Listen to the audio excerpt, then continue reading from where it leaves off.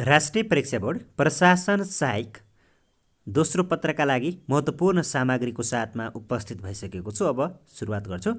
2.2मा छ सङ्घीय शासन प्रणाली। क संहिताको अवधारणा। संहिता ल्याटिन भाषाको फिडस नामक शब्दबाट आएको हो, जसको अर्थ एकता, सन्धि वा करार भन्ने हुन्छ। शाब्दिक रूपमा संहिता आपसी सहकारी सम्बन्ध र एकता हो।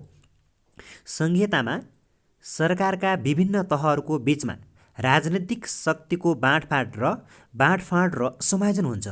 संहिताको आधुनिक अवधारणा सन् 1787 को संविधानले अमेरिकामा महासङ्घीय राज्यबाट सङ्घीय राज्यमा रूपान्तरण भएसँगै आएको हो। यो अवधारणा प्राचीन ग्रिस, संयुक्त नेदरल्यान्ड र ब्रिटिस साम्राज्यबाट आएको हो।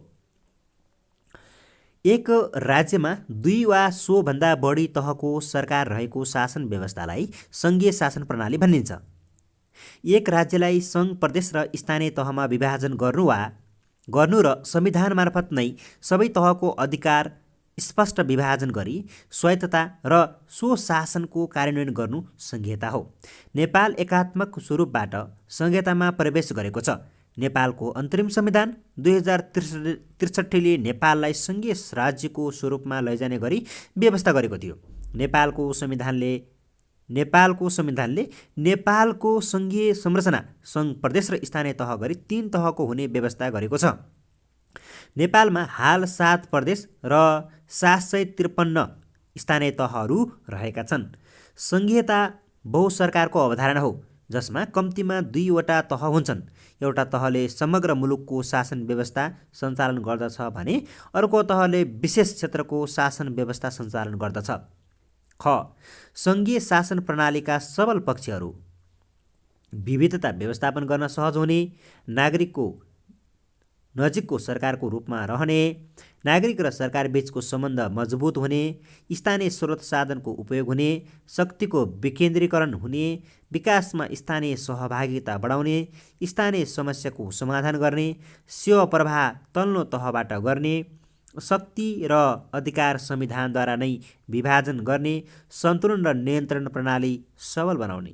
ग सङ्घीय शासन प्रणालीका दुर्बल पक्षहरू: खर्चिलो शासन प्रणाली, सङ्घीय सरकार र प्रादेशिक सरकार बीच विवाद बढ्न सक्ने, देश विखण्डन हुन सक्ने, निर्णय प्रक्रिया जटिल हुन सक्ने, दोहोरो नागरिकता हुने सम्भावना, स्रोत साधनको प्रयोगमा विवाद हुन सक्ने, शासन प्रणालीमा विविधता हुन सक्ने, आन्तरिक विवाद बढ्न सक्ने। ग नेपालमा संहिताको आवश्यकता: एकात्मक र केन्द्रीकृत राज्य पद्धतिको अन्त्य गर्न, विविधताको व्यवस्थापन गर्ने, समावेशी लोकतान्त्रिक गणतन्त्रात्मक सङ्घीय शासनको संस्थागत गर्न, स्वायत्त शासन र स्थानीय स्वतन्त्र शासन र विकेन्द्रीकरणको आत्मसात गर्न, स्थानीय स्तरमा राज्यको उपस्थिति गराउन, जराधारदेखि नै नेतृत्व निर्माण गर्न, सबै नागरिकको स्वामित्व र अपनत्व स्थापित गर्न, समानुपातिक तथा सन्तुलित विकासका लागि समान अधिकारको माग र आर्थिक अवसरमा समान पहुँचको माग सम्बोधन गर्न।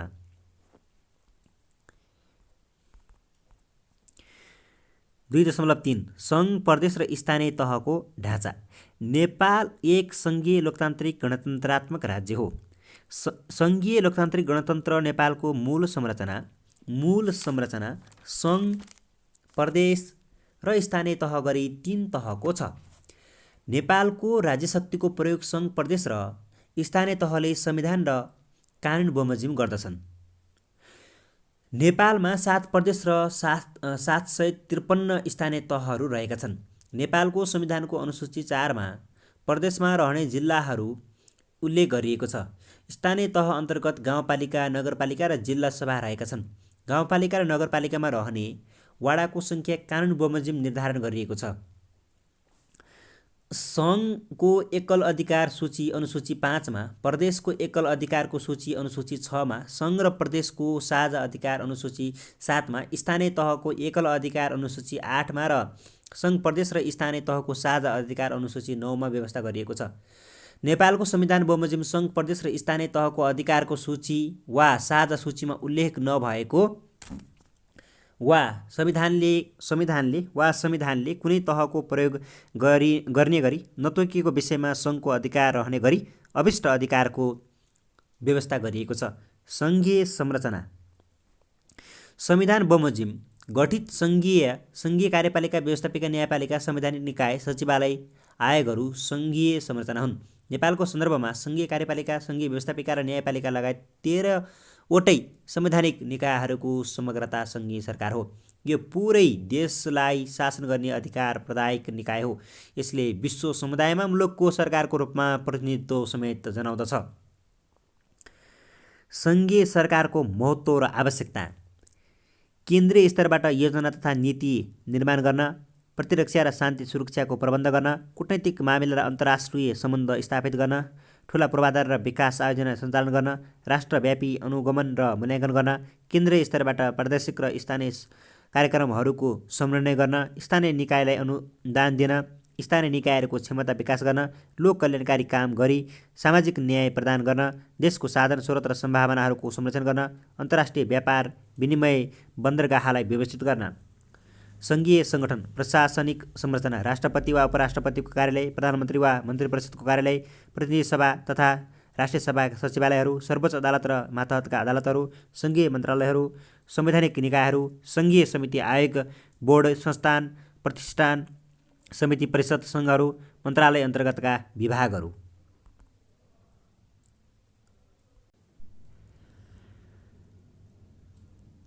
प्रदेशको संरचना प्रादेशिक सरकार संविधान बमोजिम गठन भई मुलुकभित्रको कुनै निश्चित भूभागमा शासन गर्न अधिकार